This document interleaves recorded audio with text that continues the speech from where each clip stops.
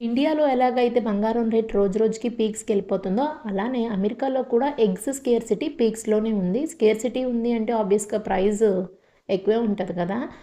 అలాంటప్పుడు మన ఇంట్లో కూడా యూసేజ్ అనేది స్కేర్సిటీలోనే ఉంటుంది కాబట్టి, ఒక కోడిగుడ్డుతో కొంచెం దోస బ్యాటర్ యాడ్ చేసి ఎట్లాగ మనం ఒక పెద్ద అట్టు తయారు చేసుకోవాలి ఈ వీడియోలో చూద్దాం. ముందుగా ఒక గుడ్డుని తీసుకొని దాన్ని బాగా బీట్ చేసుకొని పక్కన పెట్టుకోండి. ఇప్పుడు ఒక దోస పాన్ తీసుకొని దానికి కొంచెం లైట్‌గా ఆయిల్ అప్లై చేయండి. నాన్ స్టిక్ కాబట్టి అసలు అవసరం లేదు. నేను తర్వాత దోస పైన ఎక్కడో ఆయిల్ ఎయలేదు కాబట్టి స్టార్టింగ్ జస్ట్ బ్రషింగ్ చేశాను.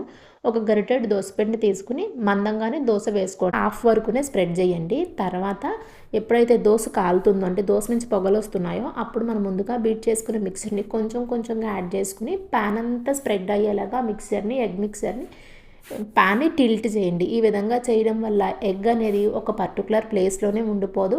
మొత్తం దోస అంతటికి కూడా స్ప్రెడ్ అయితది. పెద్ద అట్టులాగా అయిపోయింది కదా! ఇప్పుడు ఎక్కడైతే ఫిల్ అవ్వలేదో అక్కడ మనం పైనుంచి ఒక్కసారి స్పూన్ పట్టుకొని ఇట్లాగా స్లైడ్ చేస్తే పాన్‌ని కొంచెం ఏదైనా మిక్సర్ పైన ఉంటే అది కవర్ చేస్తది. లేదు అంటే మన ముందుగా బీట్ చేసుకునే ఎగ్ బౌల్‌లో అక్కడక్కడ కొంచెం ఉండిపోతది కాబట్టి దాన్ని కూడా వేసి ఈ ఫిల్లింగ్స్‌ని కవర్ చేసేయండి. ఒక 3-4 మినిట్స్ లో టు మీడియం ఫ్లేమ్‌లో పెట్టి కాలనివ్వండి. మూత అయితే పెట్టక్కర్లేదు.